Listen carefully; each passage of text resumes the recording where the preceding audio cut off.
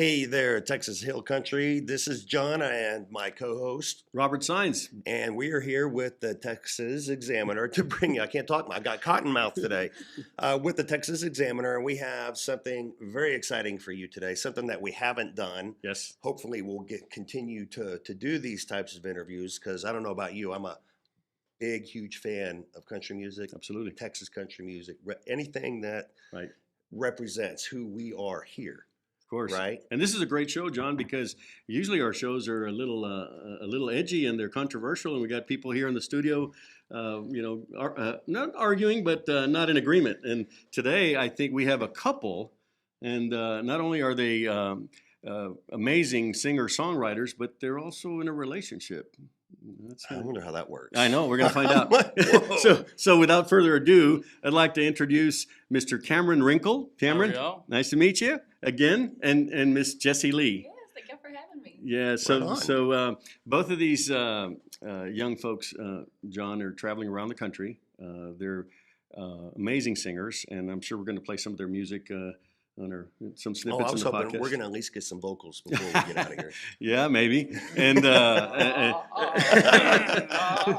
but they're amazing singer-songwriters, and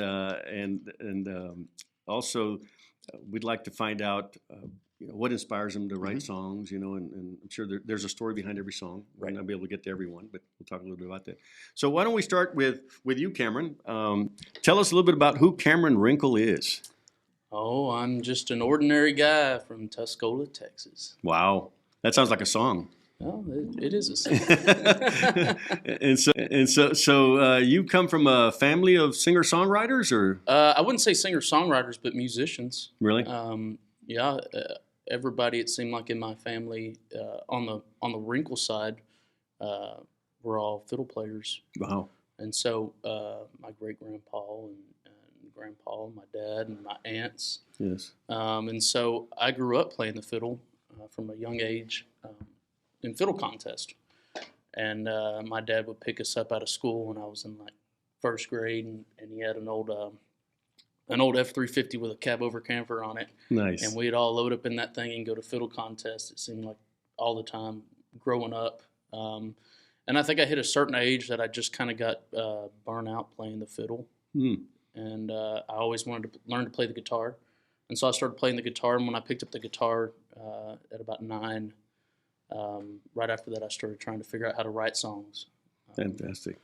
At 9 years old, you were already starting to write songs? Yeah, trying. Wow. That's I'm amazing. still trying to this day. I've got Tyler wrote a couple of his own songs. Your boy. already. Yeah, he's 12, fixing to be 13. But That's amazing.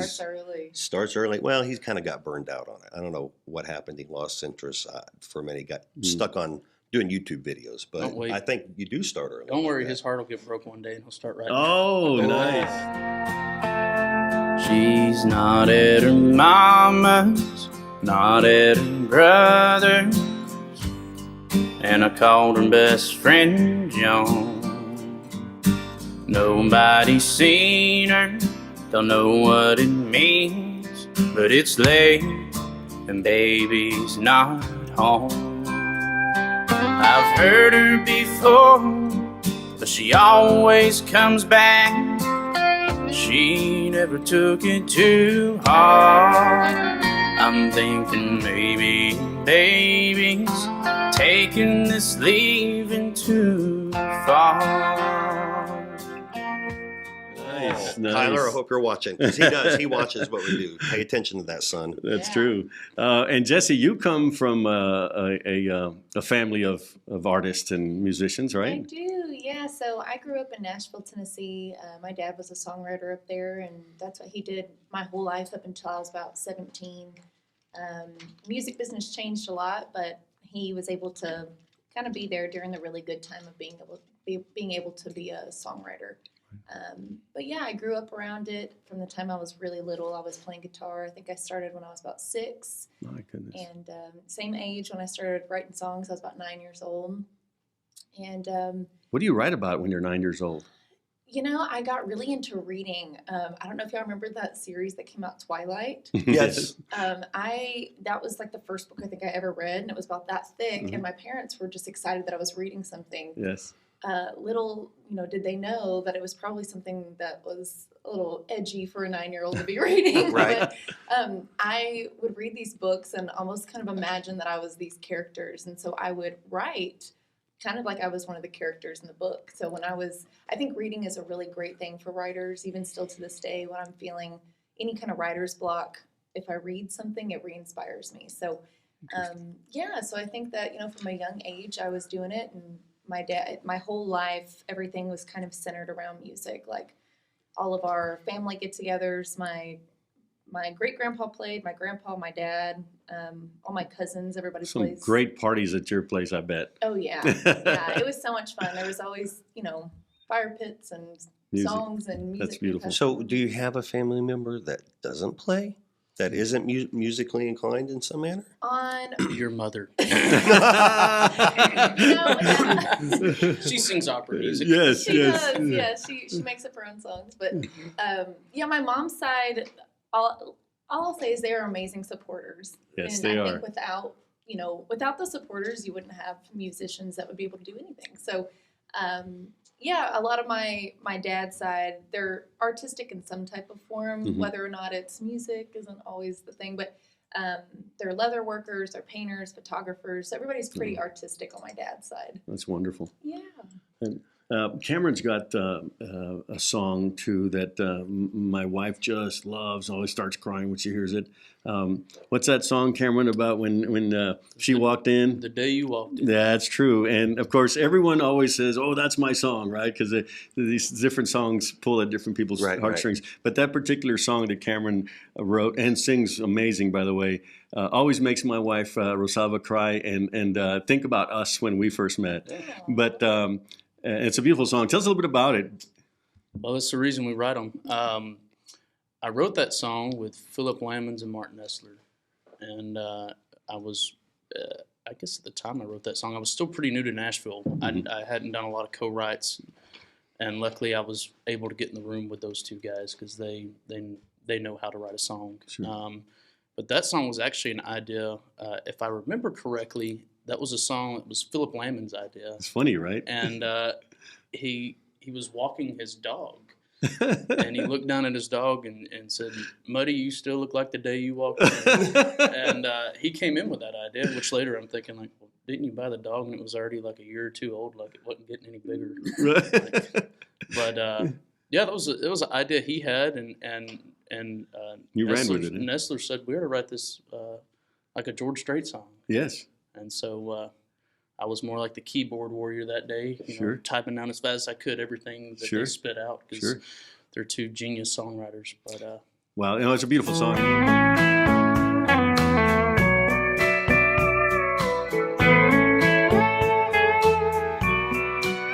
That day you walked in that bar in Amarillo, they stopped talking, fumbling through their billfolds, one by one, lining up to buy you a drink.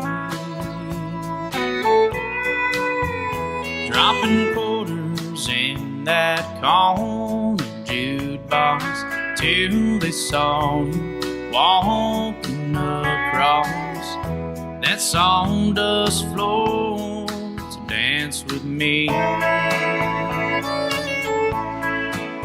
That day you walked in, everything changed. A lot more sunshine, a little less rain.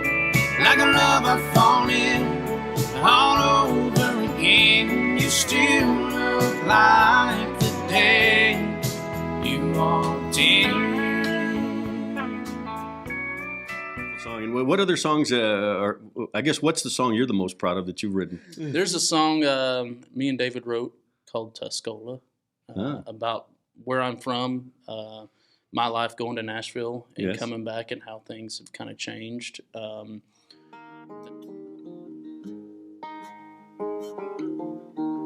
from a town where time stood still. From jacks frozen in a field, and old folks wear their weather skin like leather. I left on the hills of a song. Been a few years since I've been gone. They still put peanuts and Coca-Cola. Oh, time ain't laid a finger on Tuscola. That song, and probably there's another song me and David also wrote called You'll Never Know.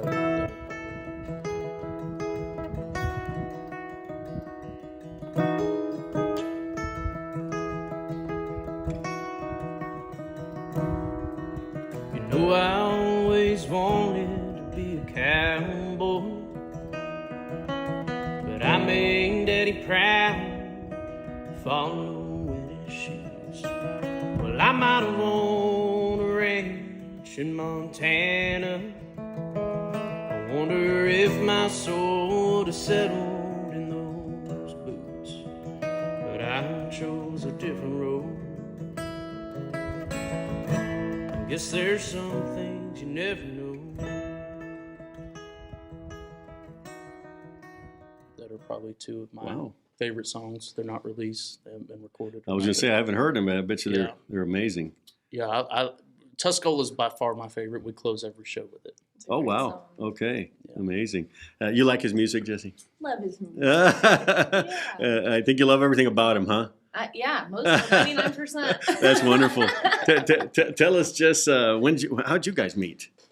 Oh, well, I moved to Nashville. Well, He's kicking her under the table. Yeah, good stuff. So, like I said, I'm from Nashville, but I moved back to Nashville right before COVID happened. Right. And so Cameron had been up there writing songs. Obviously, we didn't know each other yet. But when COVID happened, I had to get a job bartending. And so I got this job at this place called The Local in Nashville. Yeah. And it's like a singer-songwriter bar venue. And Cameron had come up there with an artist named William Michael Morgan. And the guy that sings "I Met a Girl." Yes, yeah, that's a great song. Yeah. So they were roommates. They were living together there in Nashville, and he had come up for one of William's shows. And my dad had written with William a lot and wrote some of his songs, like what was that? Think a Beer Drinker. Think a Beer Drinker. Yeah. And anyway, so I had been wanting to meet William because I'd heard about him forever, and so I'd walked over to the end of the bar, and he was standing there with Cameron, and so. Anyways, we ended up meeting that way, and we were friends for a while. I actually still had a boyfriend whenever we met. Scandalous. Scandal. Oh, my goodness. No, but we were just friends for several months. I was laying the stepping stone. Yeah, of course. Right of on. course. Right on. No, we were good friends. But when me and my ex-boyfriend broke up, I was interested in Cameron. Sure. I thought that he was a really good guy. He talked a lot about his family, and I loved that he was into music and was a songwriter.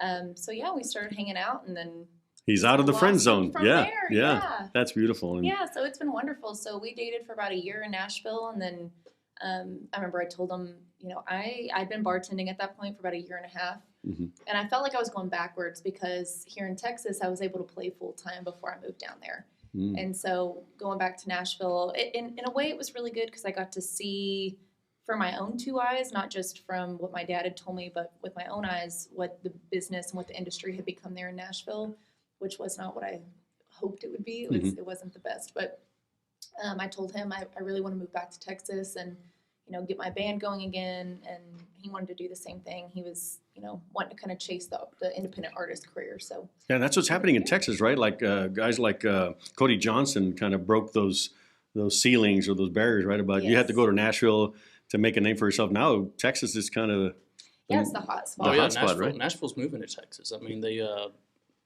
got a BMI. Well, yeah, they got BMI here, but they also have a Big Loud. Really? Big Loud's a record label from Nashville that's now in Austin, Texas. Nice. WME's moved into Austin. I did not know that. WME is the ones that the big guys that contract. So they're my booking agents. WME. There you go. So they're a booking agent, but Nashville's kind of flooding into Texas, and I hope the outcome is good. Yeah. Yeah. That's wonderful. I don't want to say too much. No, I got you. You're under contract, right? Well, no, I'm just saying, the worst thing about Nashville is, I think, you have to be in the when system. you're in the business, if you're in the business there, you lose that creative control over some things. And that was the great thing about Texas is Texas country wasn't just country music, it was rock. There's a lot of different artists out there. You got the Cody Johnson, but you also have Co Wetzel. Right. On the other side, that's right. more of the rock. You have a lot of different Interesting. bands with a lot of different sounds. And so that's the cool thing about Texas country is you didn't always get that out of Nashville. You got this one thing. And you it can't seemed forget Buddy Holly though, and the influence he's had. Yeah. You know, John, it's interesting he says that too, because Jessee, I love her music and I love her voice. And I know artists don't like to be compared to other artists, but I don't. She's got her own unique voice. But I always, when I listen to her music, I'm hearing Norah Jones, I'm hearing Amy Winehouse, I'm hearing Billie Holiday, I'm hearing Loretta Lynn. It's like it's beautiful. And I've seen you, Jessee, or have heard you transition from traditional country song, and then all of a sudden you're singing something jazzy. And where does that come from? So growing up, we listened to a lot of blues and jazz, and my mom she'd call it bebop music. Like, so when we'd be cleaning, and we wouldn't listen to country really at home. I think part of it was, when your job is to go write country music every day, as it was for my dad's, that's the last thing you want to listen to when you get home. And so, we listened to a lot of blues and jazz, and I think that music just kind of naturally flooded into my sound. But in, I guess it was 2009 or so, my dad had gotten nominated for a Grammy, and that was the year that Amy Winehouse won her Grammys. And so I'd never heard of her before, but she came on that big, she wasn't allowed to come into America. They found drugs on her when she was trying to board the plane. But that was the year that she, got all these Grammys. And so I was like, well, who's this chick? And I started researching her and just fell in love with that style of music. And so she was a huge influence for me. But I love the storytelling that country brings. And obviously I have a little bit of a twang when I talk, and so I can't really get away from that. But I've tried to kind of mix both, that jazz, blues, soul stuff with the traditional lyrics of country. But country music as a whole is representative of a way of life. There you go. Yeah. That's fair. I would agree with that. Okay. So when we see new artists appear that have never played a lick of country music in their life decide they want to become country music artists, I'm not sure. They can do whatever they want. People want to pay for that, go for it. But are they telling the same story, that organic? Stop picking on Beyonce. It's not just She's a friend Beyonce. of her Everybody dad's. is trying to jump on this bandwagon. Go ahead. I hear you. Yeah. I hear what you're saying. What do you think? I don't know. I mean, I'm kind of drawn between it. Like one side of me is like, nah, you're not this. Stay out of it. But then also it's like, it's also more kind attention. of flattering that they want to try that genre, even though I don't always like what they do, what they put up. But it's also country music, but Texas country is such a vast genre. I mean, you can really express who you are through your music, and it might not be for you, but it might be for somebody else. Wow. And I can see why you fell in love with this guy.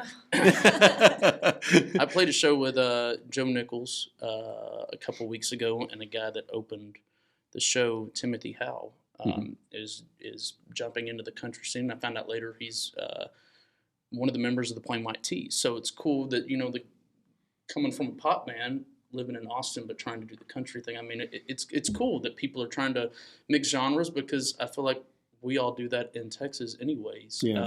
Well, you're playing, when you're starting out, you're playing covers, so you got to cover a pretty wide range. Play Freebird, right? yeah. I got a free bird. Yeah.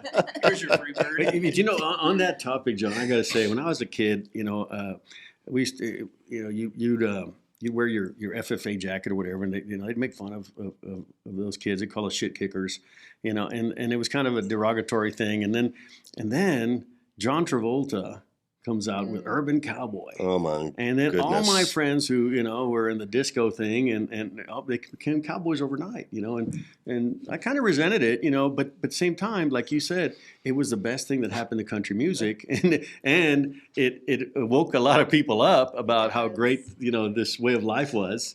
Well, it's kind of how Yellowstone's done. Yeah, exactly. And it's kind of like, it bothers me sometimes. Like John and I, by the way, John's a real cowboy. A lot more cowboy than I am. He's got cows on his property. Well, you got cows. Yeah, I do too, but he's got a bunch of them. All hat and no cow. Yeah, but John's not, but we always joke about all these drugstore cowboys around here. But, but it's still, in a way, I like the way you described it, Cameron, because imitation is the best form of flattery, right? Yeah.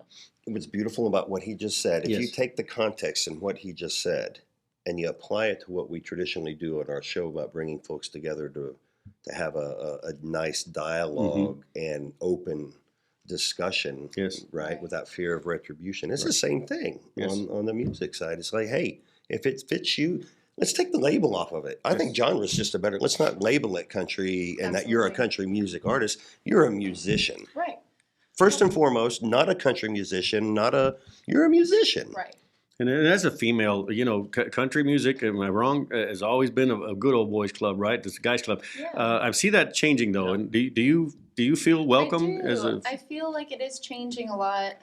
I think, you know, right now there's kind of a blow up of, you know, people like Lainey Wilson Yes. and Ashley McBride and I don't know. There's been so many lately that are coming out. Sierra Farrell is a big one that's starting to blow up. But I think it's cool. But I've really tried to keep myself in the mindset of I'm not a female musician. I'm just a musician, kind of what you were just saying, Nice. because there is a lot of people who, I don't want to say play the card, like play the I'm a girl card. Sure. That's why nothing's happening for me. But my thing is like write a great song, like put out great music, and you know, no matter who you are, it will be found in some way or another. Like It's always there. yes, and I think, you know, even male artists, I hear people who say, you know, I've been trying so hard. It's been, 15 years. I've given my life to this, and nothing's happening. It's like, well, you haven't written the song yet. Like you don't have the song. And there's, all over in Nashville and all the songwriting rooms, there's a big thing on the wall that says it all starts with a song.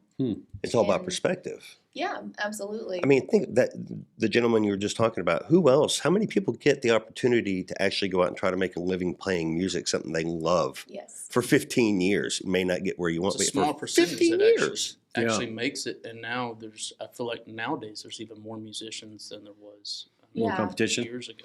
Well, yeah, and that's something also. Well, and, that and I- people's attention span is so short now. Also, Yes. I mean, you might. What'd have you just say? Their attention span. I got you, I buddy. forgot. I got you. It's you spend all this time writing a song, and it takes, you might live with this song. We've got songs that we've written that aren't done that we've had for 3 or 4 years. Yeah. That we just haven't gone back and finished them. One day we'll go back and finish them, but you'll live with these songs Interesting. for a long time before you finish it and figure out what the song wants to say, and then you record it, and then you put it out, and then before you put it out, you promote it and you do all this stuff, and then people listen to the song, and then 2 weeks later they're like, "Hey, when are you putting out another song?" And it's Oh, like, Sure. that's true. it's like you don't know We're what all not goes on people. behind the scenes just to put out this one song to try to write something that you feel like relates with you and other people. And I haven't given Jessee a chance to talk about some of her songs yet because my family also loves your music, Jessee, and I knew you had a huge hit when we were listening to your song. It was on the radio, it came out in local radio or something, and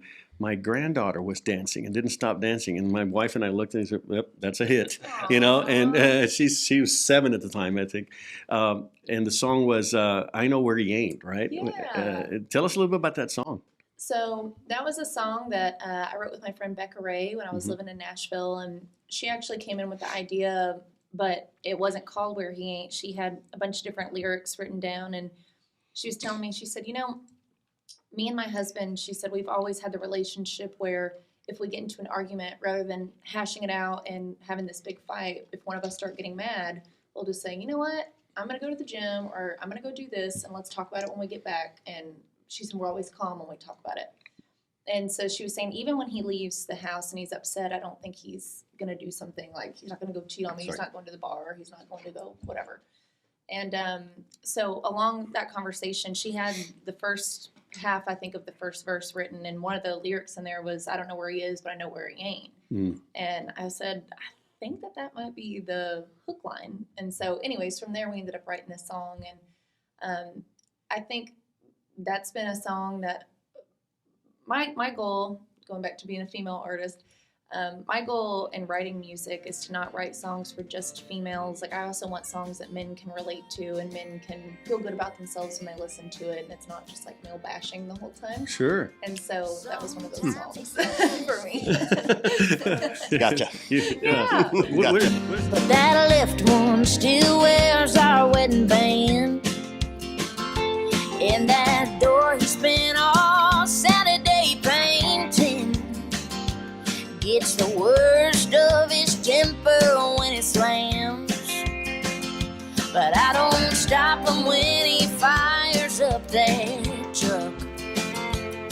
'Cause when a man like mine says he needs time, he does.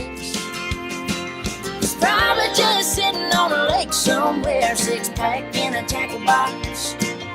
Probably called up his best man and found a football game to watch, or he's in a pew talking to the man who fixes things he can't. I don't know where he is right now, but I know where he is. What are some other songs that you've written that you're real proud of? Yeah, there's one that I wrote called "You're Gonna Be Your Mama," Mhm. and I had so much fun writing that song. I wrote that one with my dad, and I had started the idea because everybody in my family, and I'm sure in every family, it's like, you know, your grandmother might have that one thing that she does that, like, you know, my grandma likes to talk in funny voices, and, like, you know, she'll never smile in a picture. She always makes a funny face in a picture, and it's like, you know, come on, grandma, be serious. But then, you know, like, as my mom has gotten older, even as I get older, like, I find myself doing that. It's like you become, you know, your mother or your grandmother, and so that was kind of how that song idea originated. Was I was thinking of all the things that, you know, man, I always said I was never going to do that, or my dad might have said that he wasn't going to do this, and he's turned into his mother, you know. Yes. And so we ended up writing that song, and it's been a really funny song for, I think, mothers to send to their daughters or even to their sons. Like, you know, I know you didn't want to become like me, but you're just like me. And so that's been a fun one. Created in his image. Yeah. Oh, man, well Exactly. said. Look at you. Yeah. It's amazing how that works. Yeah. That's amazing. You gonna bring religion into this now? Oh my gosh. gotta get- you're Sorry. really- You always gotta trying get to- I'm not sorry. always stirring controversy. So on the road, as you're touring, do you guys have time to have personal time and get to actually build on your relationship and do things that traditional couples are able to do without the fanfare and people recognizing you, that type of thing? You have that time? Yeah. Yeah, nobody ever recognizes us, so it's pretty easy. Well, You're it's pretty coming. humble. Well, thank you. Have you planned for it? Yeah. Are you thinking about it? Yeah. Well, you know, the good thing is with Cameron and I both being musicians, most of the time we're gone, you know, maybe Thursday, Friday, Saturday, Sunday. And then most of the time we're home Monday, Tuesday, Wednesday. So it actually works a lot better that we're both musicians rather than if he had a, you know, Monday through Friday job and then I was out of town the weekend and we would never have those same days off. Right. So it works out. But I've it was hard getting them both here. It was. It's been months to try to get you guys on You, the show. I remember us sitting in this room in end of November. They were one of the first people Talking who want to about bring this. her, and Yeah. and I said, "Oh, don't worry, I know them both." Yeah, so much for that. I got their number. Nope. And it wasn't because you guys didn't want to come on the show. It's because it was very difficult to get you Yeah. guys together. We almost were going to do one of you remote. Yeah, Yeah. yeah. Well, you know, it's a weird thing. So I've had to explain this to even venue owners. Like,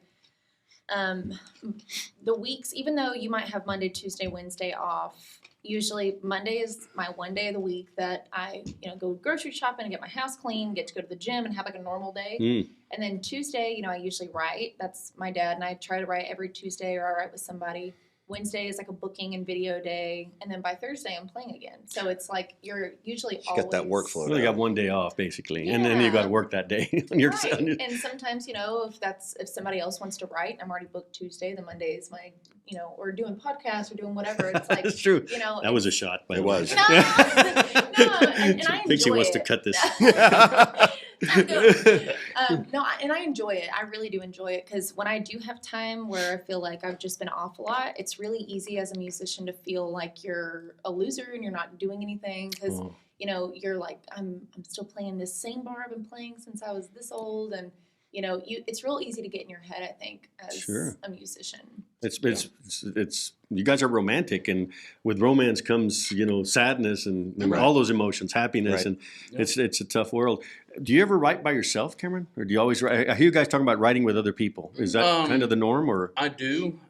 Most ideas, if I'm not writing it with Jessee, most ideas I start myself. Most of them. Mhm. I'm not a songwriter like Jessee and David are, where they can write any idea and make it great.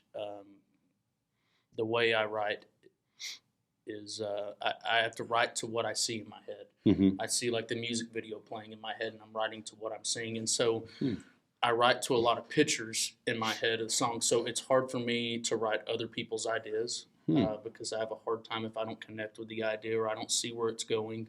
Oh. So a lot of times I'll start a song by myself, and then I'll take it to David because David's kind of like the guy that will verify it and this is good or this is bad. We need to fix this. We can make this better right here. And so he's a good guy to take those songs to finish. And, you know, the great thing about David is he's written for so many years. We're talking about David Lee, Jesse's Yes. dad.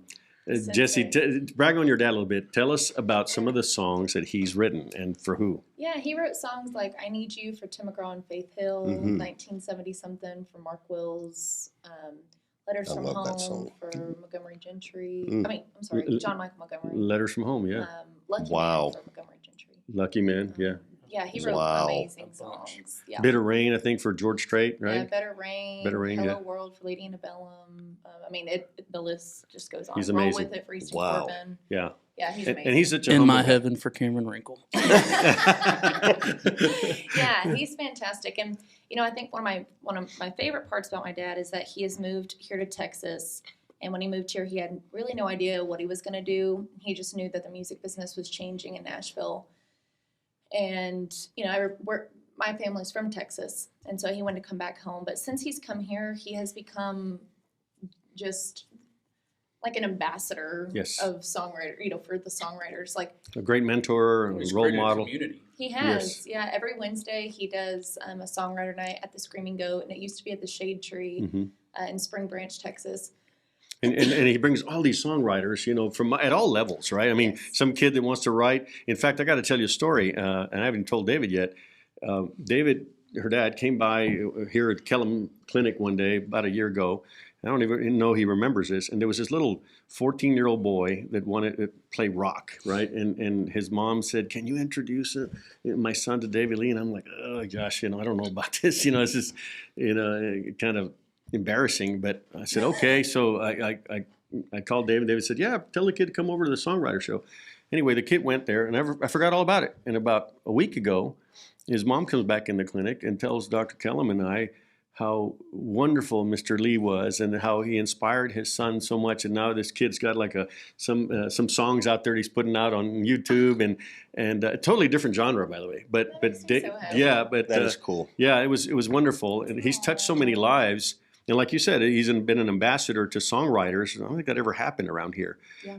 And doesn't matter what level you are, he invites you to come up there. But now Right. he's got like a waiting list of people wanting to play, right? Well, and it's like with writing too, you know, like there's most of the people who have had his kind of success charge thousands of dollars to sit in a room and write with them because, Right. I mean, they have Yeah, been, or they just don't sit down with you unless you're a big artist. absolutely. Yes, exactly. Yeah, and he's been so kind with his information and his knowledge, and you know, something I can't remember where I read it or what I was listening to, but it was saying, you know, when you die, the only thing that you can actually take with you is not material things, but it's your knowledge and it's, you know, what you've gathered in your lifetime. And that is something that when he passes, he's been able to say that he has tried to give all of his knowledge to everybody that would listen. It's amazing. And I think that's a really amazing thing because so many people are so stingy with it. And Agreed. so I feel, you know, like it's been a really great thing for this community to have him be a part of it. Oh, that's nice. And you wrote a song about him did. some time ago. Tell us about that song. It's a beautiful. Yeah. I saw the video, and it was a beautiful video too. Yeah, it's called, are you talking about Forever 35? Yes, Forever Yeah. 35. That was actually the first song that I wrote, I think, when I moved to Nashville with Dan Okay. Alley and Dan Hudson. And, Great song. Yeah, I had this idea. I was thinking, you know, when I moved to Nashville, when I would think about my dad, I was imagining him about 35 with like his coal black hair, sitting on the couch watching like a football game, spitting his little Copenhagen, screaming at the TV, and Strong. yeah. Like I always thought about that, and then when I would come back and visit him, I was like, this is an older version of the guy that I was seeing in my brain, you know, when I'm there, and so I wanted to write a song about, you know, there's a lot of people who talk about not wanting their daughter or their son to grow up, but I hadn't heard a song yet about a daughter not wanting their dad to grow up. So I beautiful. wrote this song for dad. Yeah, it's called Forever 35. Yeah, if you have a daughter or child, it's a tearjerker. You know, it hits home with anybody who's got a child. I think it's a beautiful Yeah, it's song. on YouTube. I haven't put it out on Spotify or iTunes or anything, but it is on YouTube. Yeah. You've been turning in awful early. Your midnight oil ain't burning. You got a little more salt than pepper every time I come home. There's another new line on your face. I probably put a few there in the 10th grade. When time flies, man, it sure is gone. I know you're my old man, but I don't wanna see you get old, man. I wish I could slow times roll, but I know that it's out of my hands. I'll always be a Sunday sundress, dragging that purse round everywhere I went. Daddy's little girl in your eyes, but in mine, you're forever 35. Spotify. And let's talk about Spotify. Wait a minute. I thought Spotify was great. I thought Spotify is where we go to listen to your music, and you guys make a bunch of money every time I click on Spotify. Is that not Yeah, true? You listen to it for free. What? How does that work? Tell us layman people how that works. Well, I mean, I don't know how the whole royalty rate goes. I don't keep up with it because it's just depressing. So it's not. But it's- I know once a year I get a check in the mail, and I take Jessee out to a nice dinner at Taco Bell. And we dine in. Oh Yeah. no! I use up all my Spotify royalties on that meal. and Wow. $6. You know she what? gets to get the little twisty cinnamon So thing. so yeah. how? Life. I got to give him a life tip here. Yeah. Don't go to Taco Bell. Go to Dairy Queen for the tacos. They're less expensive and taste better. Oh, Hey, like Dairy that. Queen. Dairy Queen. If you want to sponsor the Texas Examiner, we're right here for you. Free plug, by the way. Sorry. Yeah. Taco Bell, same thing. So how do you make a living being a singer-songwriter? Play shows. Live shows, merch. How many Yeah. shows do you play? Well, for A me, lot. yeah, A lot? Just play a lot. Well, Like- it depends. So 'cause- when you're getting started, and this kind of is a controversial, I can't Yeah. say that word, Mhm. topic for a lot of artists, I think. But there's a lot of people who will go play a $50 show Mhm. or a $100 show for 3 or 4 hours. Wow. And the problem with doing that is, like, yes, I get it. Like, you want to be able to get your name out there and your music out there. But if you're willing to do that, then somebody who is paying their bills full time playing music, who would usually charge $300 to $500 for that same show, now it's the venue is saying, well, this guy will do it for $100. So, like, what makes Every you so industry. special? Absolutely. Every Sure. industry Yeah. the same way. But Yes. those guys that do it for $50 aren't full time musicians. They're Yeah. the weekend warriors. Yeah. They have a full time job and they do that for fun on the weekend. Sure. True. And it makes it runs hard. runs the price down. It makes it a lot harder to book. And this is happening in Nashville as well, correct? Nashville, just Different animal? nobody plays for any money there. Like, because every bar. Oh, like, that's right. It's all, hey, You just see, try to here get I am. exposure. Yeah, absolutely. Yeah, and it's play 4 hours and play I had top no 40. and idea. don't sing Every time original I've been there, songs. I could have swore. I just assumed They're making money. they're at least The something. Tips. Tips are And- huge down there. Like, I played, I think it was, I don't know if I should say the bar or not because I got roofied when I No, played down there. Don't but- don't say it then. Yeah, we don't want to I- give them any free advertising. Yeah, Nope. I played a bar down there, Mhm. and I played for free for tips, and they had to wad the cash up and throw it over the bar to hit the stage because there was a bar in front of the stage, so there wasn't even like tip buckets or anything. They wouldn't let us sit. I think I've been to that bar. Yeah, and like it's Yours so had weird. poles on it. Yeah. And so, yeah, I Those poles played there, too. already Yeah. for free That's and terrible. then barely made any money tips and then got roofied at the gig. Thank Holy. God Cameron was there. Yeah, Mm. and you know it's the bartenders that did it because the bartenders were in front of the stage pouring Oh, the Yeah, drinks. nobody can And even I watch the watched, stage. it was 2 bouncers that were watching her through the window whenever she got off stage and she was stumbling. They were kind of just like watching her, and then they saw me walk up and they walked off. Yeah, they're Wow. kind of like And laughing. so, yeah, You're a knight in shining armor, yeah, a buddy. little inside job they had going on there. Wow, that's sad. Yeah. That's sad. Which And- I still don't understand that either. Like, why would you want to roofie a musician? Like, they're trying to do a job on stage. Like, that's so, Yeah. I guess maybe because it's embarrassing and it's funny to them to watch. It's horrible. I don't know. It was What's weird. up with that? What's that? What But you she asking? what's up with that? Our new, Oh, what's up with that? That's right. We have a little segment called "What's Up with That" now.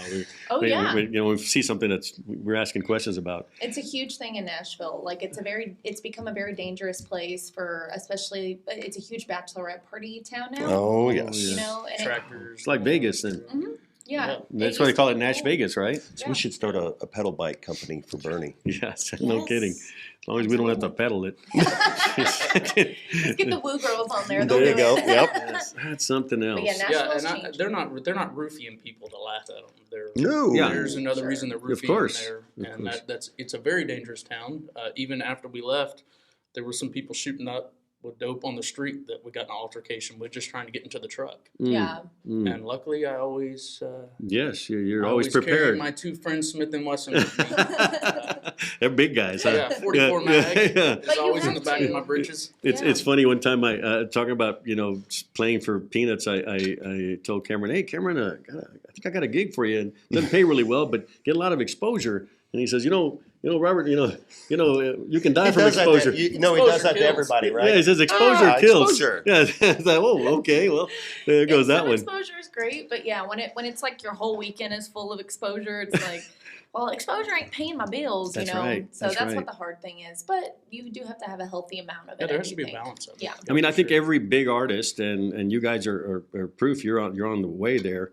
Is they don't just start writing songs and they're at they're on TV. I mean, No, and they work hard. The Beatles, they played in small. there's a level of paying bands. dues, and Yes. I've figured that out with the fact that when we moved to Texas, Jesse was getting these gigs, and, Mhm. and I wasn't playing as much because I wouldn't go play for that amount of money. You were holding out, No, huh? I'm going to hold out. They're Good going to for pay you. me what I want. Yeah. Good for And you. eventually, some places started paying me what I want, but I didn't have near the shows that she was getting. Yes. And fast forward a year, I signed with this booking agent, Mhm. and I'm thinking, okay, I'm getting to the next level. Well, Mhm. then you realize that all starts all over again. It's like every step, you're going to start back down. They're gonna because tell now you- you're in a different ball game. Yes. And so, like the shows that I wouldn't even go play acoustic for that price.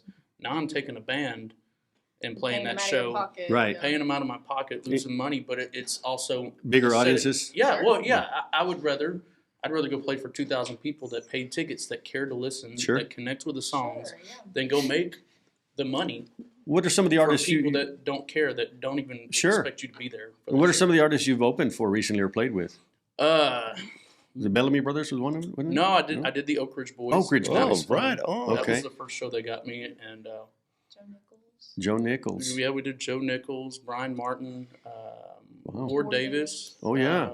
Tracy Bird. Tracy Bird. Wow.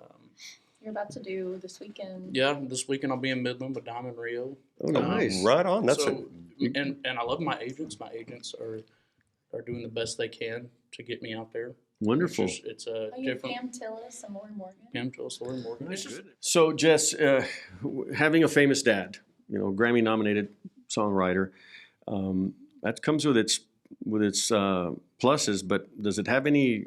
Yeah. Oh, tell us about the talent. Yeah. He knows best, huh? That is something that really more than anything I've ran into with my own music career is, and part of it might be myself, but Mhm. I'm constantly comparing my work to, is this something that he would do, or Mm. is this something that he would, does this live up to the standard of what people know my dad as? And so when I was living in Nashville, I got that a lot. I tried to not tell people that my dad was really a songwriter because I wanted them to like my music Sure. for me. And I actually became friends with one of Garth Brooks' daughters, Allie Colleen, and she and I talked about that a lot, which of course hers is on a total different level. I mean, her dad's Garth Brooks, but we talked about how, I think when you're in this world where connections are super important, but also you want to be not respected, but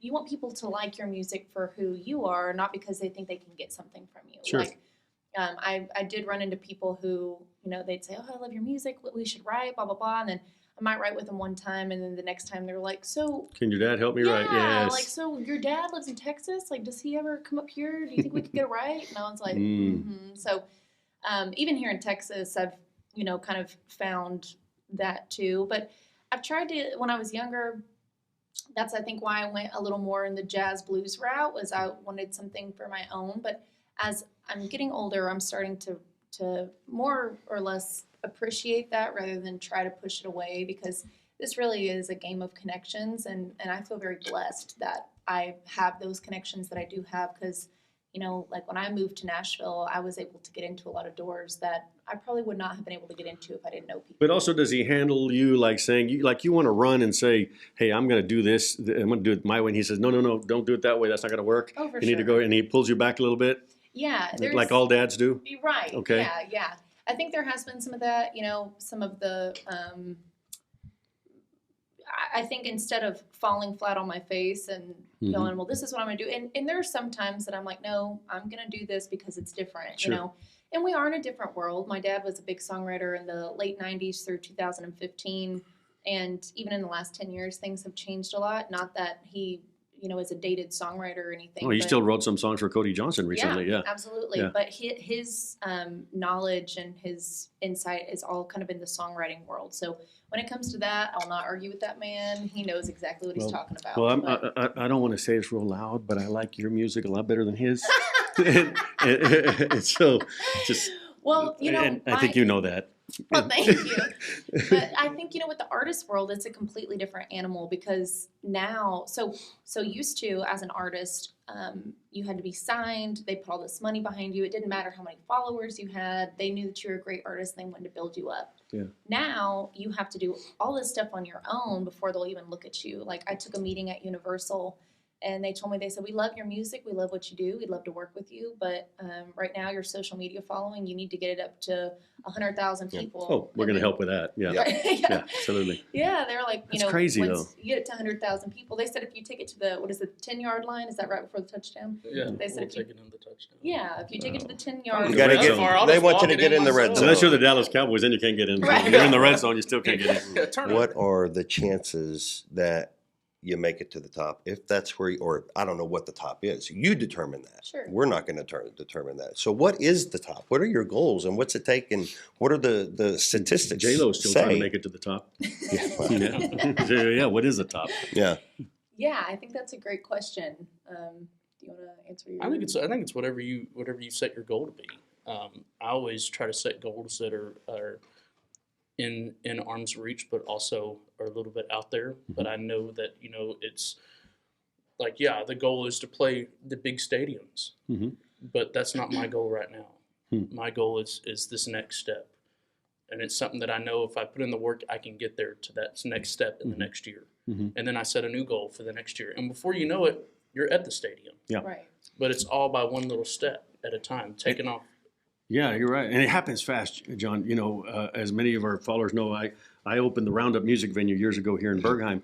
And I got to say this example. I remember I was trying to get this kid, I was trying to get this booster club to hire this kid. They wanted to hire Kevin Fowler. And I said, no, you got to hire this kid, Parker McCullum. It's like, who? I said, you got to hire him, Parker McCullum. And he's inexpensive. So I got him over there. We had like, I don't know, 3,000 people at that event. I think I was at that show. Yeah, and the Booster Club adults, they were like amazed.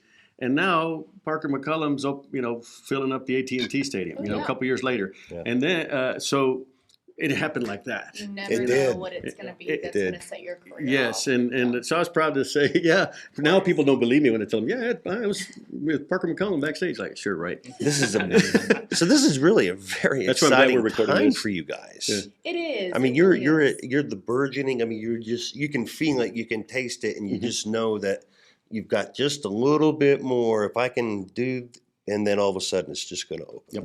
Yeah, you know, I try to constantly, kind of what Cameron said, I look at things in about a 6-month period, and I've had to tell my band that too, because it's really easy to get overwhelmed with all the things that you want and need and what you got to buy. And I think if you look at things in a 6-month period, like, yeah, obviously it's like, you know, what your end goal is, but I do think success is different for every person because, and I heard my friend Bree Bagwell say the other day, she said, you know, it's crazy to me. She said, people will tell me, you know, make a comment that, you know, being a struggling musician and like, oh, I can't believe you haven't made it. And she said, but if I showed you the numbers of what my business does and then told you, let's say that I was opening a boutique and these were the numbers of the boutique, you'd say that business is thriving, it's booming. Well, why is that not the same as a musician? Good point. Because, you could be bringing in $15,000 a month, just playing 3 shows a weekend. And, and if it was Just in your area. Yeah, just in your area.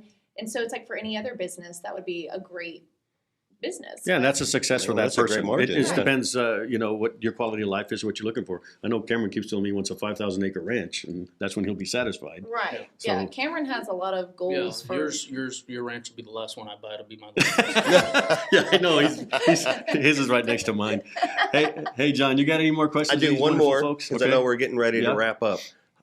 What advice would y'all give to young aspiring musicians that are at that age level, like my son and like y'all were when you got started? What is one or a handful, whatever you want to share for those folks?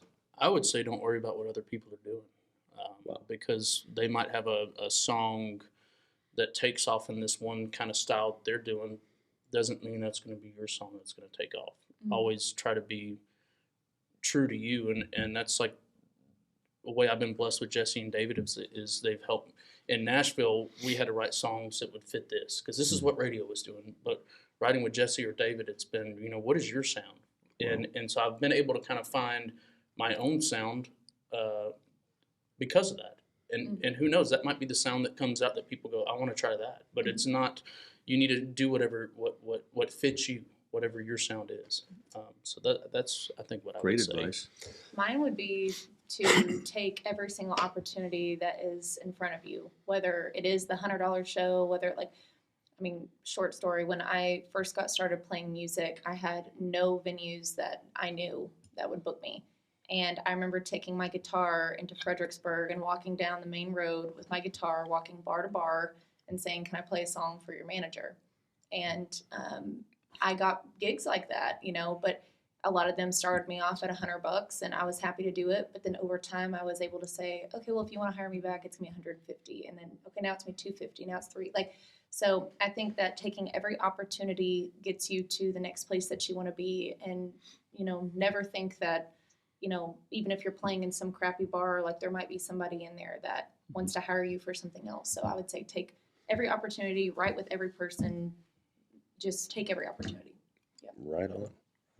Good advice, man. It's been a great Great show. advice. It has been. Yeah. Thank you for having us. Oh, thank you for taking and carving out the time to be here. Yeah, I know you guys I have thought better I was things to do. busy. Yeah, no, they're pretty busy. And we're going to play some of their songs as we during the show and as we fade out as well. And of course, list some of their great songs. Can you, real quick, Cameron, give me some maybe some 3 or 4 songs that you want people to listen to that Cameron Wrinkle is singing right now? Oh, well, none of them are released. Oh, you won't tell us then? How about some that has been released? There's some on Spotify. I would say a great song is In My Heaven. But if you ask me how I hope it'll be when I buy the farm, in my heaven, you hook a bass every time you cast your line. In my heaven, you turn Yes. The Day You Walked In. Yes. And I would say Off the Record. Off the Record is probably my favorite song I've written that was on the album that we put out. Oh, the truth is, girl, I lost all mine when I lost you. Nobody wants a sad song that goes on 4 minutes long. And the singer up there trying to force a smile, and it's bad. That's a great song. It's a guy song. It's a heartbreak. You wouldn't get it. Yeah, it's a heartbreak song. Jessee, Oh my God, we're already there. We're already there. Insulting the host. Look, we're there. We're not gonna edit We're an that hour out. into it, and it's already there. What 3 or 4 songs that you have, Jessee, that you're proud of? I'd say Black Wolf. Oh yes. You're Gonna Be Your Mama. Where He Ain't. And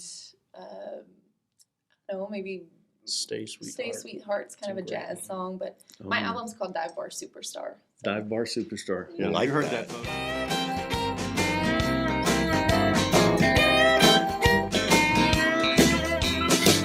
it's a shame you ain't more famous. How long will this success thing take you? Said some ignoramus at the bar. Well, I smiled and said, man, can't you tell I'm famous here at the wishing well? Free drinks and front row parking for my car. And my name's up on the marquee sign in the tip jar's full. Hell, I know I ain't where you think I ought to be, but I'm where I are. Yeah, I'm a dive bar superstar. Folks, real honor to have in our studio today two phenomenal artists, great songwriters with original music. Cameron Wrinkle, thanks again for being here, Cam. Thanks for having me. And Jessee Lee. Jess, thank you for being here. You know, I don't think we're allowed to have favorites, but this is actually one of my favorite episodes. Oh, I thought you were going to pick one of them too. Okay. No, this is, Thank God. well, but I mean, y'all can just, do that too, isn't it? We ain't going there, buddy. thank they're a dynamo couple. right on, Yeah. right Be on on. the lookout for these folks. So follow them, Jessee Lee and Cameron Wrinkle, and man, you will love their music. I tell you, every time I play for somebody, they're amazed by their voice, the quality of songs they write, and we'll probably never be able to get them back here again.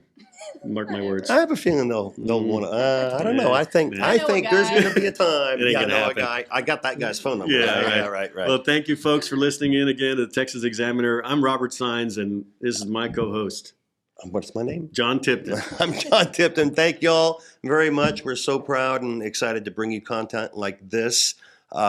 It kind of brings a little bit of levity to what's been transpiring over the past couple of months Yes, with sir. elections. So we're real happy that we can diversify and bring this to you. Folks, if you have any suggestions or ideas of other shows that we can do, maybe other artists that you know that we could bring onto the show and help them get the word out, we'd love to hear from you. If you have stories that you want to tell, we'd love to talk to you about that. And as always, if you feel like that your voice is not being heard and you're having a challenge, please reach out to us and we'll do everything we can We fight bullies. to help you get amicable resolution. Absolutely. Right. So thanks, Kendall County. Like, subscribe, follow, and we'll see you next time.